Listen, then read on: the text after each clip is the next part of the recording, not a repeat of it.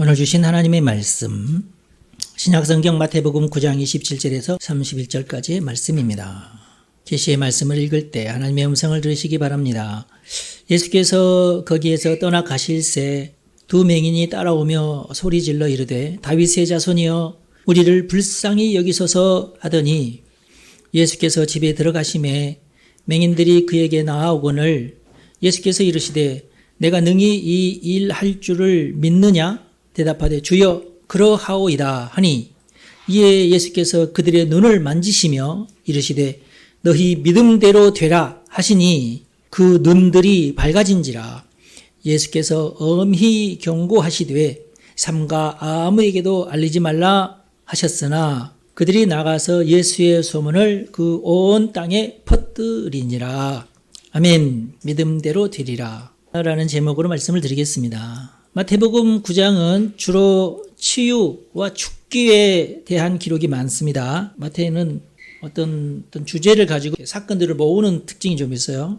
마태복음 9장은 예수님의 치유와 죽기에 관한 내용들로 가득합니다.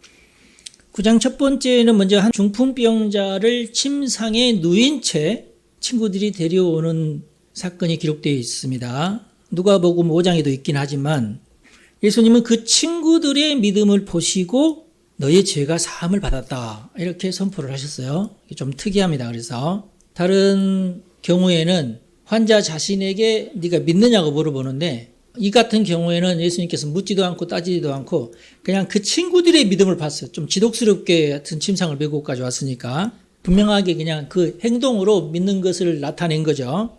그래서 누가복음 5장에는 드라마틱하게 자세하게 기록이 되어 있는데 마태는 좀 더 핵심적인 묘사를 했어요. 중요한 것만. 그리고 환자에게 이렇게 말씀을 했어요.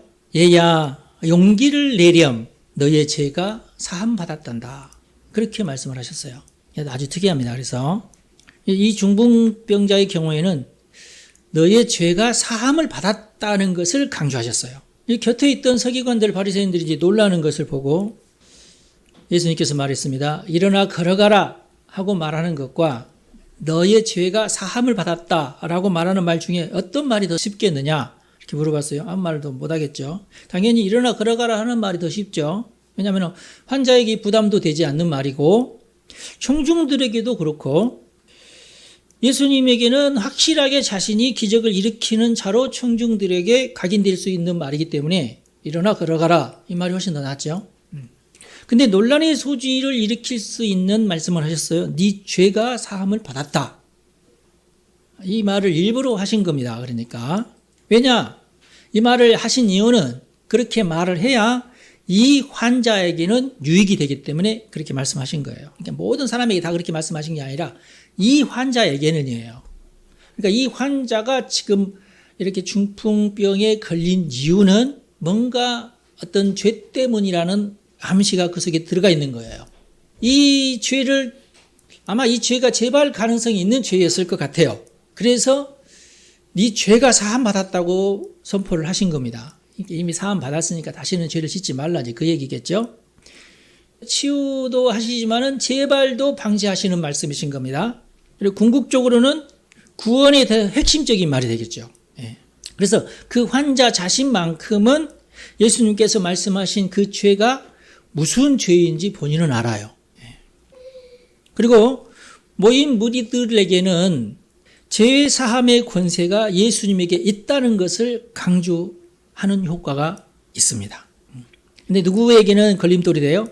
그 옆에서 그 얘기를 들은 바리새인들에게는 서기관들에게는 이 걸림돌이 되죠. 오, 감히 죄를 사해? 이렇게 되는 거예요.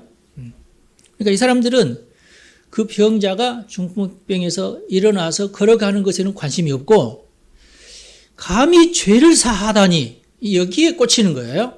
율법주의자들이 보통 그런 이상한 애들이에요. 하여튼 어떤 말이든 꺼림이 되는 말꼬리를 잡아요. 그런 특징이 율법주의자들에게는 있어요. 여러분들은 안 그렇죠?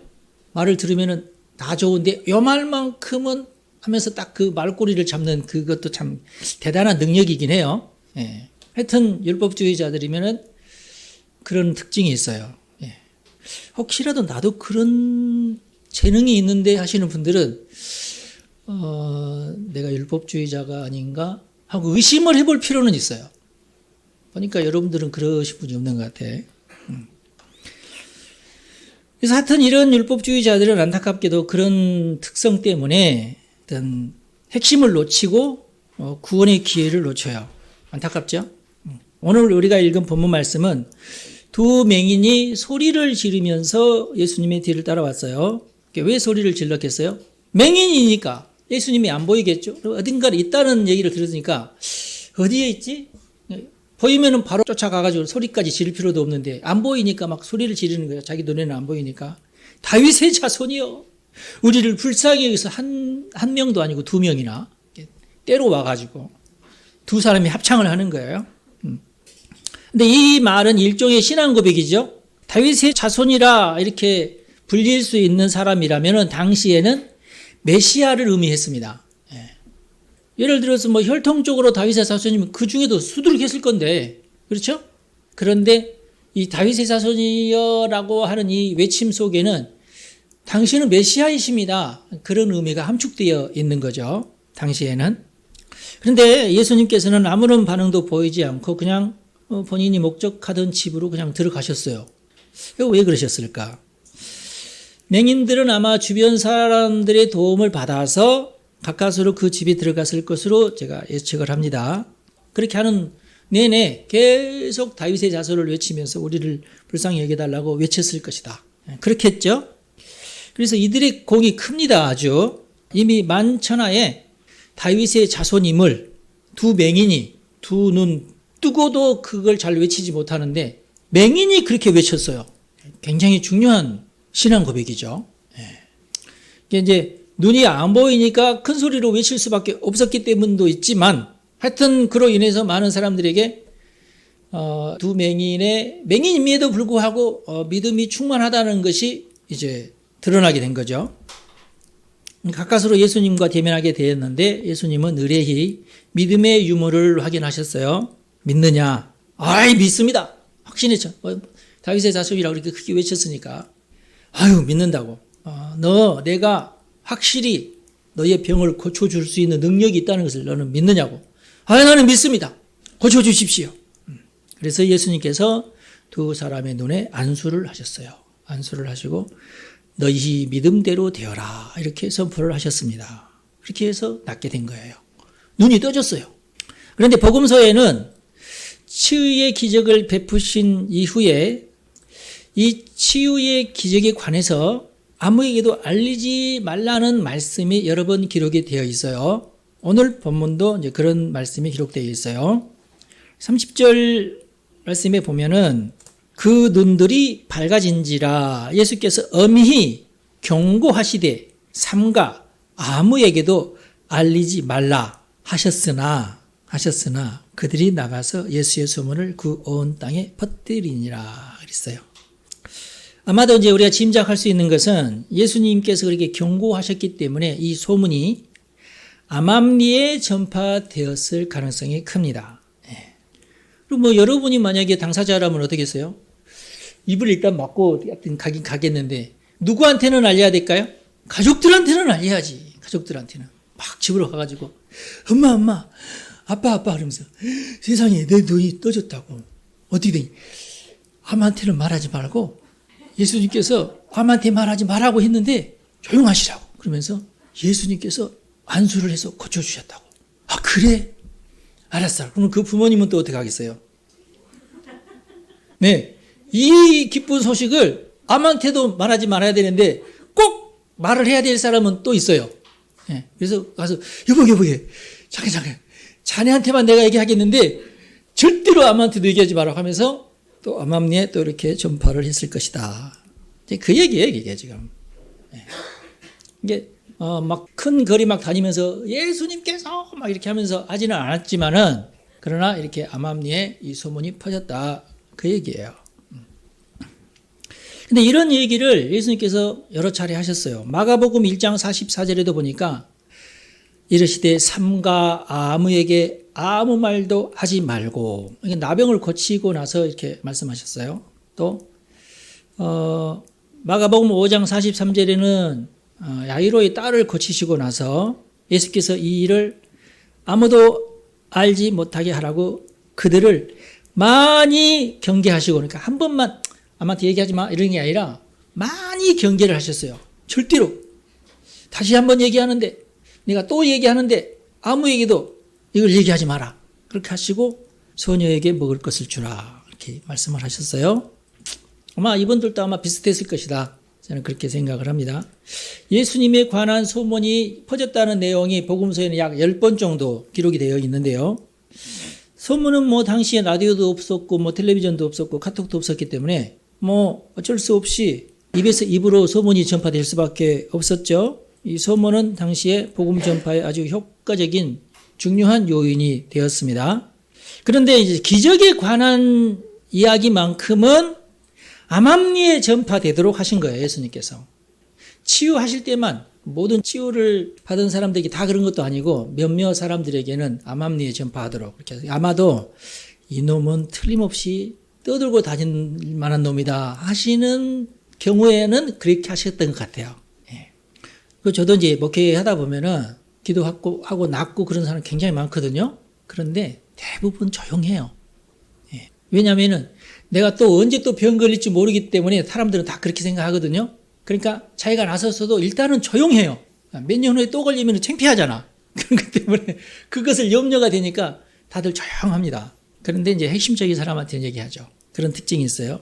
그런데 예수님께서 이제 특별히 이놈은 막 떠들 놈이야. 근데 그런 사람들에게는 조용해라 하신 것 같아요. 이제 물론 제 짐작입니다. 자, 그러면 예수님께서 왜 이렇게 조용히 하라고 하셨을까? 치유의 기적이 예수님의 사역 가운데 중요한 사역이긴 하지만 그것이 사역의 핵심 목적은 아니에요.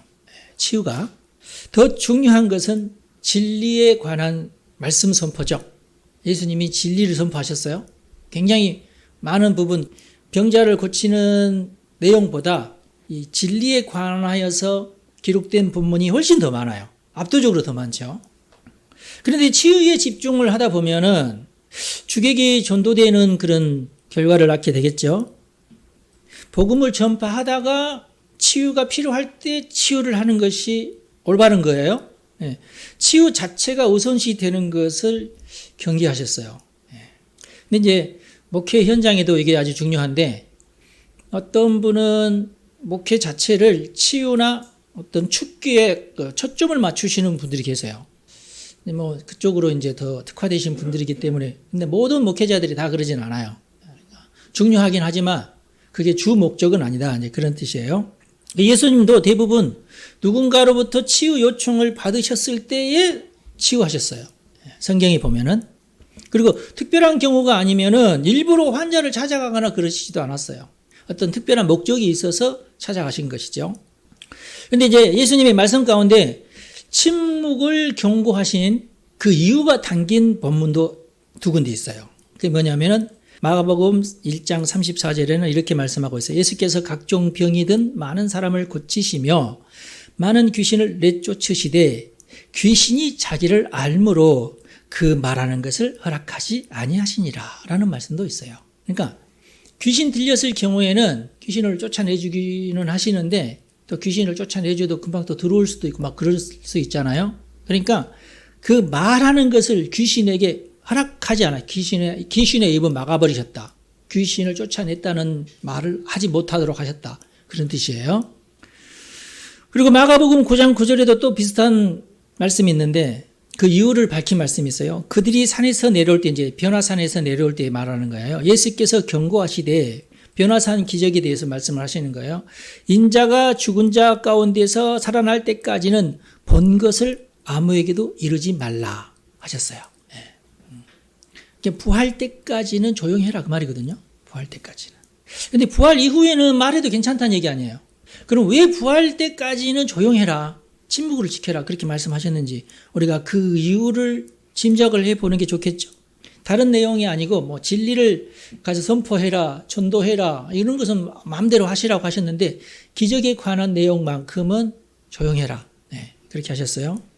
귀신에게 입을 다물라 하는 얘기는 저는 이해가 아주 쉬워요. 그리고 기적에 관한 얘기는 이게 누가 굉장히 좋지 않게 이걸 들어요? 사두개인들, 바리새인들, 얘네들은 이게 흥분되는 내용이에요. 예수님이 기적을 일으키기를 원치 않은 무리들이에요. 그래서 이들은 기적에 대해서 그냥 민감합니다. 그래서 충분히 복음이 잘 원활하게 전파되게끔 하기 위해서는 이 기적이라는 이 이슈가 이렇게 커지는 것을 예수님께서는 원치 않아 하신 거예요. 그렇지만은 예수님께서 부활하시고 승천하시고 성령을 받게 되면은 그 사건이 40일, 부활하신 뒤에 40일 이내에 다 끝나잖아요. 그 이후에는 얼마든지 그렇게 복음 전파를 위해서 기적 사건을 활용하시는 것이 뭐 나쁘지 않으니까 그때는 허용을 하신 거예요. 왜냐하면은 기적 자체가 복음의 핵심은 아니기 때문에 그렇다. 복음의 완성이 아직 안 됐는데 복음의 완성이라는 게 이제 부활하고 나서 승천하시고 그리고 10일 후에 성령이 내려오셔야 이제 복음의 완성이 되는 거 아니겠어요? 이제 그때까지는 예수님께서 아무래도 이 주의를 하라고 하신 거죠. 그래서 이 복음의 완성이 무엇인지 우리 잘 깨달아야 됩니다. 많은 사람들이 치유도 복음 아니냐, 틀린 말은 절대 아닌데 그게 핵심은 아니라는 거예요. 복음의 완성도 예수님께서 지금 그 복음을 완성하시려는 사명감을 가지고 오셨잖아요. 그러니까 복음의 완성, 예수님으로서의 복음의 완성은 하여튼 승천까지거든요. 부활하시고 승천하시기까지. 그 다음에 이제 성령님이 오시면서 복음이 완성이 되는 겁니다. 우선 구약은 예수님의 탄생까지의 여정이 구약이지 않습니까? 구약 성경에 담겨 있는 굉장히 그 복음의 씨앗들이 많이 있는데 그것이 결국에는 어디에 초점이 맞춰져 있냐면은 말라기, 구약 성경의 맨 마지막이 말라기고 말라기의 초점은 세례 요한을 지명하는 거예요. 그러니까 신약 성경의 시작은 어디서부터 시작해요? 세례 요한이 임신되는 것부터 시작을 해요. 결국은 6개월 후에는 예수님이 임신되죠. 그러니까 6개월 이전이니까 세례 요한이잖아요. 그러니까 신약의 시작은 세례 요한의 임신 사건입니다. 이게 그러니까 말라기 끝머리하고 신약의 첫 번째가 그렇게 만나는 거예요. 연결이 되는 겁니다. 이 구약과 신약의 연결고리가 세례 요한이에요. 그리고 요한은 계시를 따라서 광야에서 예수님을 맞을 준비를 하죠. 광야에 외치는 자의 소리, 회개를 선포하고 예수님을 맞아야 되니까 회개를 선포하고 세례를 베풀고 이렇게 하면서 수많은 사람들이 요한에게 가가지고 세례를 받도록 그렇게 하셨어요. 하나님께서. 이것은 예수님이 곧 등장하시는 것을 준비하는 과정입니다. 복음이 폭발적으로 일어나도록 준비하는 과정이죠. 물론 이제 성경을 떠나서 역사적으로도 알렉산더 대왕을 통해서 헬라화시키고 로마를 통해서 정치가 통일을 이루고 이런 모든 것들을 하나님께서는 다 마련을 해 놓으시고 예수님을 보내신 거예요. 요한의 정체성은, 요한의 사명은 메시아를 지목하는 데 있습니다. 그래서 요한은 자기는 나는 메시아가 아니라고 누누이 얘기하죠. 네가 메시아냐? 나는 메시아가 아니다. 넌 누구냐? 나는 광야에 외치는 자의 소리다. 내 뒤에 메시아가 오신다. 내가 지목하는 그가 바로 메시아다. 요한은 계속 그렇게 얘기를 해요. 나는 메시아를 위해서 나는 앞서 온 자일 뿐이다. 그렇게 자기는 이제 하나님의 계시를 받고 요단강에서 사명을 감당하고 있었을 때 예수님께서 요한에게 나타나셨죠. 성경에 보면은 요한아, 성령에 내려서 그 머리에 임하는 것이 너에게는 보일 거다. 그가 메시아니까 그를 지목을 해라. 그가 메시아라고 선포를 해라. 그런 계시를 요한은 받은 거예요. 그래서 예수님께서 나타나시자 정말로 하나님께서 계시해 주신 대로 성령이 그 위에 예수님 위에 내리는 것을 보시고 저분이 메시아다라고 지목을 한 겁니다. 그런데 이제 세례 요한이 몇 년 동안 그랬는지 모르지만 하여튼 회개하라. 그리고 세례를 받아라. 회개하라고 외치고 세례를 받아라고까지 했어요. 예수님 믿기도 전에 먼저 회개까지 하고 세례까지 다 받아버렸어요. 그리고 예수님이 오시니까 이분이 메시아다라고 얘기한 거예요. 그러니까 요한에게 세례를 받은 자들은 다 회개를 했어요. 그리고 세례를 받았습니다. 그리고 세례 요한이 선지자구나, 하나님 세우신 선지자구나, 이런 것을 다 믿었어요. 그 시대에 가장 뛰어난 선지자가 예수님을 지목하면서 이분이 메시아라고 했으면은 요한에게 세례를 받은 대부분의 사람들은 예수님이 메시아라는 것을 믿어요. 당연히 믿겠죠. 근데 절대로 요한에게 가서 세례를 안 받은 사람들이 있었어요. 심지어는 로마 병사들까지 가서 세례를 받았는데 절대로 요한에게 가서 세례받지 않는 두 무리가 있었는데 그 두 무리가 서기관과 바리새인 무리예요. 희한하죠? 그래서 결국은 예수님에게 대적을 하고 예수님의 말꼬리를 잡고 예수님이 한 모든 것을 비판한 자들이 서기관과 바리새인들입니다. 요한에게 세례를 받지 않는 자들이에요. 네. 그래서 이 세례 요한의 사명은 마치 큰 돋보기를 가지고 예수님에게 집중하도록, 빛이 집중하도록 그렇게 하는 역할을 세례 요한이 감당을 했다. 그리고 이제 요한에게 세례를 받고 요한에게 지목을 받은 예수님이 그때부터 비로소 제자들을 모으기 시작을 했죠. 요한의 제자들 가운데서도 예수님에게 가서 제자가 된 자들이 꽤 많았어요. 그렇지만은 그 제자들이 12명만은 아니었어요, 사실은. 근데 이제 핵심적인 제자들을 우리가 12로 알고 있죠. 근데 그들이 충분히 잘 알아듣지는 못했어요. 어차피 예수님도 성령님이 오신 다음에야 그들이 비로소 제대로 잘 깨달을 거라는 것을 아셨기 때문에 굉장히 여러 차례 충분히 가르치셨습니다. 3년 동안 숙직을 하면서 아주 귀에 못이 박이도록 이렇게 가르치셨어요. 그리고 이제 치유의 기적도 그런 과정 중에 한 부분이었습니다. 기적이 곧 구원은 아니에요. 그래서 복음이 완성될 때까지는 기적의 소문이 커지는 것을 경계를 하셨습니다. 그런 이유에서 기적에 관한 얘기만큼은 잠잠하라고 하신 이유가 거기에 있습니다. 물론 이제 정말 기적이 필요한 자들, 병든 자들, 이렇게 좀 귀신에 들린 자들에게는 지금 당장 거기에서 벗어나야 되잖아요. 그것도 구원의 일종이니까. 그래서 확실하게 믿음이 있는지만을 정확하게 잘 예수님께서 확인을 하시고 그리고 기적을 베풀었다는 것을 우리가 알아야 됩니다. 믿음이 중요해요, 그러니까. 구원에는 믿음이 중요합니다. 근데 그 믿음의 대상이 누구냐? 예수님이에요, 예수님. 나는 뭘 믿습니다가 아니라 예수님을 믿습니다가 구원의 핵심이에요. 그 인격을 믿어야 돼요. 예수님의 인격. 예수님의 인격과 예수님의 신격을 믿어야지 구원이에요.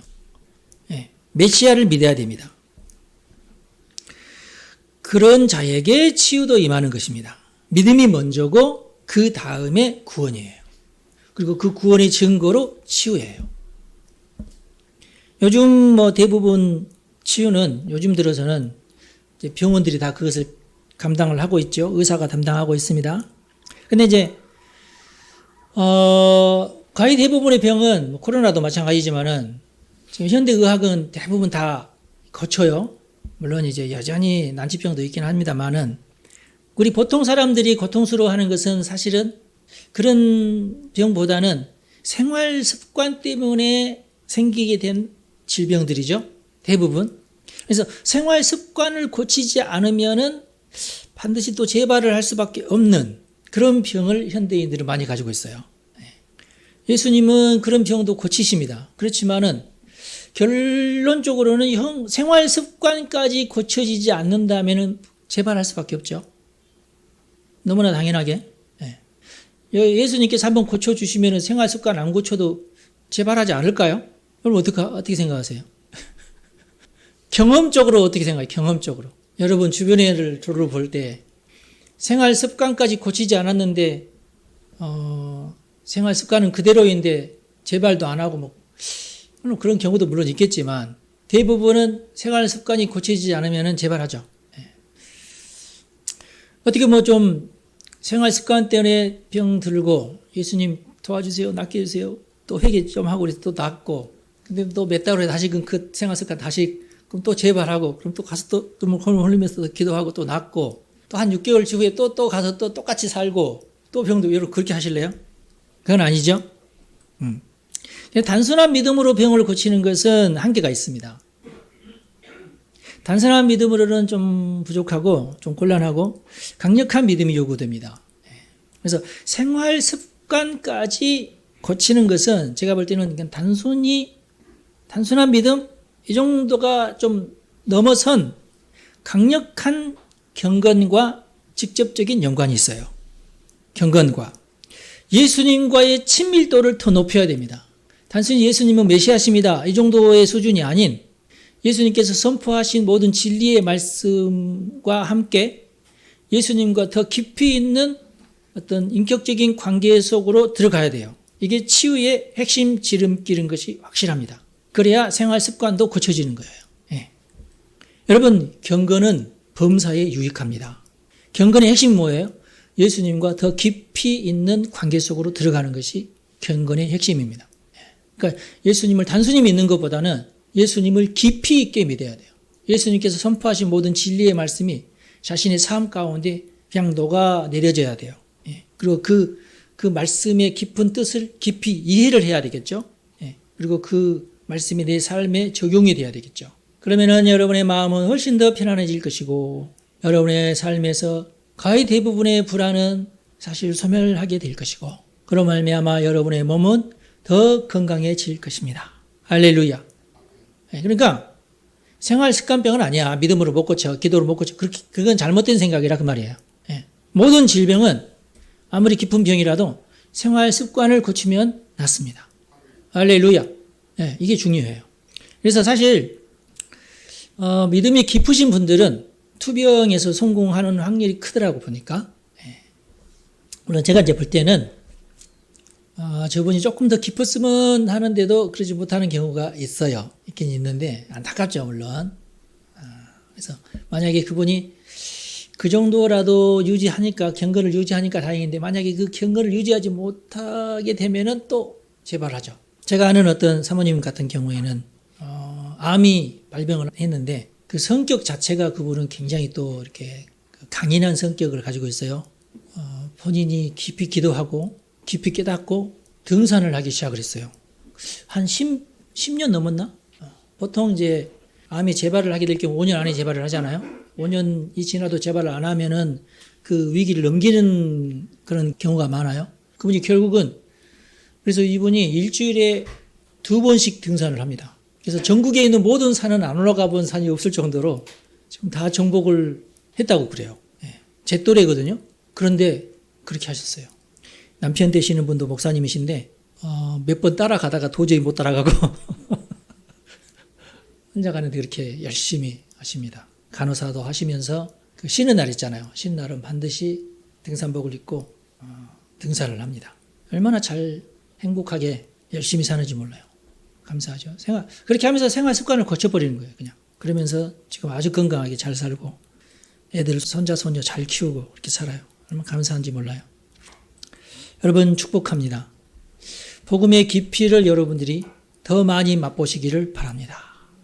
질병뿐만 아니라 여러분의 삶 가운데 일어나는 모든 크고 작은 사건 가운데에 진리의 말씀, 예수님이 관여하지 못하시는 부분은 없습니다. 깊이 있게 복음의 침잠에 들어가시면서 그 복음이 여러분의 삶 속에 아주 녹아져서 그 말씀 따라서 살게 되면은 어디에서든지 여러분들이 승리하시고 그리고 행복한 삶을 누리실 줄로 저는 믿습니다. 여러분 축복합니다. 기도하겠습니다. 너희 믿음대로 되리라. 예수님께서 우리에게 참으로 귀한 말씀을 주시니 감사합니다. 예수님께서 이룩하신 구원의 복음, 오늘 우리 성도들에게도 또 이 세상 살아가는 내내 또 천국에 이르게 될 때까지 이 복음이 우리들에게는 가장 핵심적인 말씀인 줄로 믿습니다. 우리 성도들을 축복하오니 이 복음이 생활 습관까지 완전히 변화시켜서 경건한 그리스도인으로 거듭나는 그런 삶을 살도록 은총을 베풀어 주시옵소서. 이 시간 우리가 다짐합니다. 다짐하는 우리 성도들 이 시간 축복하오니 진리의 말씀 따라 우리의 삶이 완전히 변화를 받아서 그 말씀에 올인하는 우리 성도들의 신앙생활, 경건생활 되기를 간절히 소망합니다. 결단하는 모든 성도들에게 주님께서 크신 복으로 응답해 주시옵소서. 이 시간에 모든 질병을 예수의 이름으로 몰아냅니다. 우리의 주인이 되신 예수님, 우리 성도들을 불쌍히 여기시고 모든 질병 가운데서 건져주시옵소서. 우리 주 예수님의 이름으로 감사하며 축복하며 기도 올리옵나이다. 아멘. 여러분 축복합니다.